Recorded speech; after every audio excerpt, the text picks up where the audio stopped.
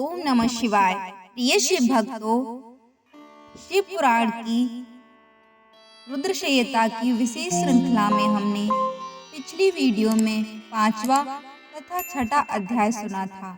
आज के इस वीडियो में हम 7वां तथा 8वें अध्याय को सुनेंगे। तो चलिए शुरू करते हैं। जय भोलेनाथ। श्री रुद्रशय्यता के 7वें अध्याय में विवादग्रस्त ब्रह्मा विष्णु के मध्य अग्नि स्तंभ का प्रकट होना। ब्रह्मा जी कहते हैं, हे देवऋषि, जब नारायण जल में शयन करने लगे तब शिव जी की इच्छा से विष्णु जी की नाभि से एक बहुत बड़ा कमल प्रकट हुआ। उसमें असंख्य नाल दंड थे। वह पीले रंग का था और उसकी ऊंचाई भी कई योजन थी। कमल सुंदर, अद्भुत और संपूर्ण तत्वों से युक्त था। वह रमणीय और पुण्य दर्शनों के योग्य था। तत्पश्चात भगवान शिव ने मुझे अपने दाहिने अंग से उत्पन्न किया। उन महेश्वर ने अपनी माया से मोहित कर नारायण देव की नाभि कमल में मुझे डाल दिया और लीला पूर्वक मुझे प्रकट किया। इस प्रकार उस कमल से पुत्र के रूप में मुझे जन्म मिला। मेरे 4 मुख लाल मस्तक पर त्रिपुंड धारण किए हुए थे। भगवान शिव की माया से मोहित होने के कारण मेरी ज्ञान शक्ति बहुत दुर्बल हो गई थी और मुझे कमल के अतिरिक्त और कुछ भी दिखाई नहीं दे रहा था। मैं कौन हूँ, कहाँ से आया हूँ, मेरा कार्य क्या है, मैं किसका पुत्र हूँ, किसने मेरा निर्माण किया है। कुछ इसी प्रकार के प्रश्नों ने मुझे परेशानी में डाल दिया था। कुछ क्षण बाद मुझे बुद्धि प्राप्त हुई और मुझे पता लगा कि इसका पता लगाना बहुत सरल है। इस कमल का उद्गम स्थान इस जल के नीचे की ओर है और इसके नीचे मैं उस पुरुष को पा सकूंगा जिसने मुझे प्रकट किया है। यह सोचकर एक नाल को पकड़कर मैं 100 वर्षों तक नीचे की ओर उतरता रहा, परंतु फिर भी मैंने कमल की जड़ को नहीं पाया। इसीलिए मैं पुनः ऊपर की ओर बढ़ने लगा। बहुत ऊपर जाने पर भी कमल कोष को नहीं पा सका। तब मैं और अधिक परेशान हो गया। उसी समय भगवान शिव की इच्छा से मंगलमयी आकाशवाणी हुई। उस वाणी ने कहा, तपस्या करो। उस आकाशवाणी को सुनकर अपने पिता का दर्शन करने हेतु मैंने तपस्या करना आरंभ कर दिया और 12 वर्ष तक घोर तपस्या की। तब 4 भुजाधारी सुंदर नेत्रों से शोभित भगवान विष्णु प्रकट हुए। उन्होंने हाथों में शंख, चक्र, गदा और पद्म धारण कर रखे थे। उनका शरीर श्याम कांति से सुशोभित था। उनके मस्तक पर मुकुट विराजमान था तथा उन्होंने पीतांबर वस्त्र और बहुत से आभूषण धारण किए हुए थे। वे करोड़ों कामदेवों के समान मनोहर दिखाई दे रहे थे और सांवली व सुनहरी आभा से शोभित थे। उन्हें वहां देखकर मुझे बहुत हर्ष व आश्चर्य हुआ। भगवान शिव की लीला से हम दोनों में विवाद छिड़ गया कि हम में बड़ा कौन है।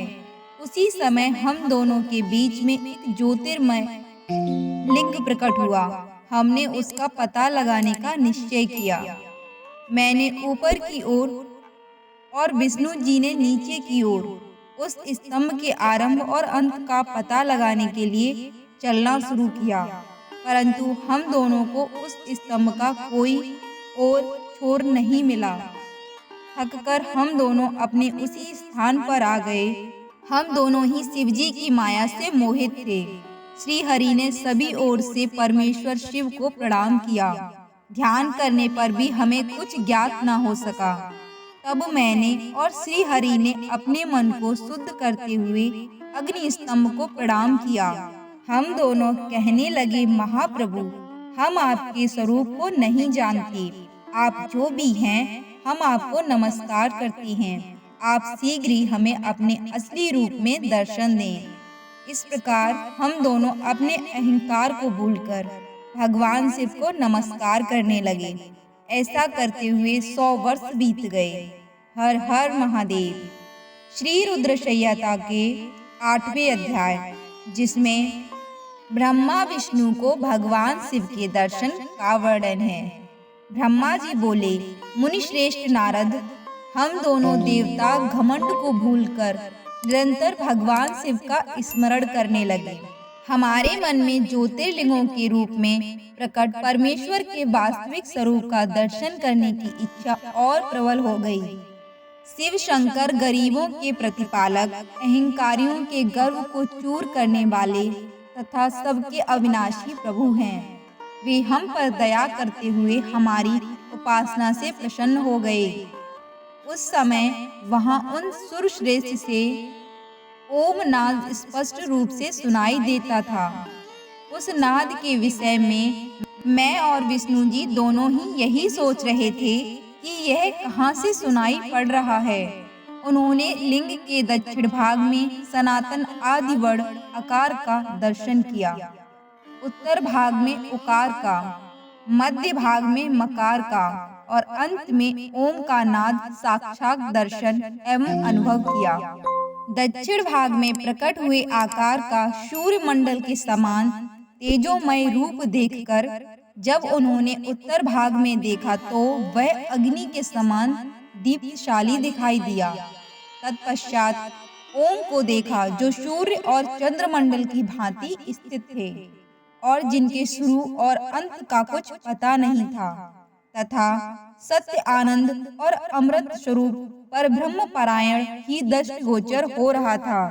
परंतु यह कहाँ से प्रकट हुआ है, इस अग्नि स्तंभ की उत्पत्ति कहाँ से हुई है, यह श्री हरि सोचने लगे तथा इसकी परीक्षा लेने के संबंध में विचार करने लगे। तब श्री हरि ने भगवान शिव का चिंतन करते हुए वेद और शब्द के आवेश से युक्त हो अनुपम अग्नि स्तंभ के नीचे जाने का निर्णय लिया। मैं और विष्णु जी विश्वात्मा शिव का चिंतन कर रहे थे। तभी वहां एक ऋषि प्रकट हुए। उन्हीं ऋषि के द्वारा परमेश्वर विष्णु ने जाना कि इस शब्द ब्रह्ममय शरीर वाले परम लिंग के रूप में साक्षात पर ब्रह्म स्वरूप महादेव जी प्रकट हुए। ये चिंता रहित रुद्र हैं। पर ब्रह्म परमात्मा शिव का वाचक प्रणव ही है। वह एक सत्य परम कारण, आनंद, आकृत, परात्पर और पर ब्रह्म है। प्रणव के पहले अक्षर अकार से जगत के बीजभूत अर्थात ब्रह्मा जी का बोध होता है। दूसरे अक्षर उकार से सभी के कारण श्री हरि विष्णु का बोध होता है। तीसरा अक्षर मकार से भगवान शिव का ज्ञान होता है। अकार सृष्टिकर्ता, उकार मोह में डालने वाला और मकार नित्य अनुग्रह करने वाला है। मकार अर्थात भगवान शिव बीजी अर्थात बीज के स्वामी हैं, जो अकार अर्थात ब्रह्मा जी बीज हैं। उकार अर्थात विष्णु जी योनि हैं। महेश्वर बीजी बीज और योनि हैं। इन सभी को नाद कहा गया है। बीजी अपने बीज को अनेक रूपों में विभक्त करते हैं। बीजी भगवान शिव के लिंग से उकार रूप में योनि में स्थापित होकर चारों तरफ ऊपर की ओर बढ़ने लगा। वह दिव्य अंड कई वर्षों तक जल में रहा। हजारों वर्षों के बाद भगवान शिव ने इस अंड को 2 भागों में विभक्त कर दिया। तब इसके 2 भागों में से पहला सुवर्णमय कपाल ऊपर की ओर स्थित हो गया, जिससे स्वर्गलोक उत्पन्न हुआ, तथा कपाल के नीचे के भागों से 5 तत्वों वाली पृथ्वी प्रकट हुई। उस अंड से चतुर्मुख ब्रह्मा उत्पन्न हुए, जो समस्त लोकों के सृष्टा हैं। भगवान महेश्वर ही अ, उ, मा त्रिविध रूपों में वर्णित हैं। इसीलिए ज्योतिर्लिंग स्वरूप सदाशिव को ओम कहा गया है। इसकी सिद्धि यजुर्वेद में भी होती है। देवेश्वर शिव को जानकर विष्णु जी ने शक्ति संभूत मंत्रों द्वारा उत्पन्न एवं महान अभ्युदय से शोभित भगवान शिव की स्तुति करनी शुरू कर दी। इसी समय मैंने और विश्वपालक भगवान विष्णु ने एक अद्भुत व सुंदर रूप देखा, जिसके 5 मुख, 10 भुजा, कपूर के समान गौरवर्ण, परम कांतिमय अनेक आभूषणों से विभूषित, महान, उदार, महावीरवान और महापुरुषों के लक्षणों से युक्त था और जिसके दर्शन पाकर मैं और विष्णु जी धन्य हो गए। तब महेश्वर महादेव भगवान प्रसन्न होकर अपने दिव्यमय रूप में स्थित हो गए।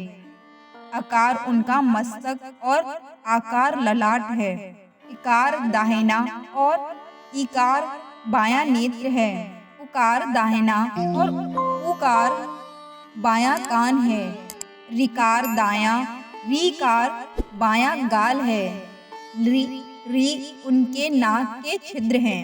इकार और एकार उनके दोनों होठ हैं। ओकार और औकार उनकी दोनों दंत पंक्तियां हैं। अंकार और अहकार देवादिदेव शिव के तालु हैं। क आदि 5 अक्षर उनके दाहिने 5 हाथ हैं और च आदि बाएं 5 हाथ हैं। त और ट से शुरू 5 अक्षर उनके पैर हैं। पकार पेट है। फकार दाहिना और बकार बायां पार्श्व अंग है। भकार कंधा, मकार हृदय, हकार नाभि है। य से 7 तक के 7 अक्षर 7 धातुएं हैं जिनसे भगवान शिव का शरीर बना है। इस प्रकार भगवान महादेव व भगवती उमा के दर्शन कर हम दोनों कृतार्थ हो गए। हमने उनके चरणों में प्रणाम किया।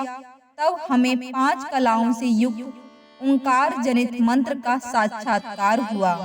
तत्पश्चात महादेव जी ओम तत्वमसि महावाक्य दृष्टिगोचर हुआ, जो परम उत्तम मंत्र रूप है। इसके बाद धर्म और अर्थ का साधक बुद्धि स्वरूप 24 अक्षरीय गायत्री मंत्र प्रकट हुआ, जो पुरुषार्थ रूपी फल देने वाला है। तत्पश्चात मृत्युंजय मंत्र, फिर पंचाक्षर मंत्र तथा दक्षिणामूर्ति व चिंतामणि का साक्षात्कार हुआ। इन 5 मंत्रों को विष्णु भगवान ने ग्रहण कर जपना आरंभ किया। ईशों के मुकुट मणिमय ईशान हैं, जो पुरातत्व पुरुष हैं, हृदय को प्रिय लगने वाले, जिनके चरण सुंदर हैं, जो सांप को आभूषण के रूप में धारण करते हैं, जिनके पैर व नेत्र सभी के ओर हैं, जो मुझ ब्रह्मा के अधिपति, कल्याणकारी तथा सृष्टि पालन एवं संहार करने वाले हैं। उन वरदायक शिव की मेरे साथ भगवान विष्णु ने प्रिय वचनों द्वारा संतुष्ट चित्त से स्तुति की। हर हर महादेव। तो आज हमने प्रिय शिव भक्त को 7वें तथा 8वें अध्याय को सुना। ये आपको कैसा लगा हमें कमेंट बॉक्स में बताएं और हर हर महादेव कमेंट बॉक्स में लिखना बिल्कुल भी ना भूलें। मिलते हैं अगले अध्याय में, तब तक के लिए जय भोलेनाथ।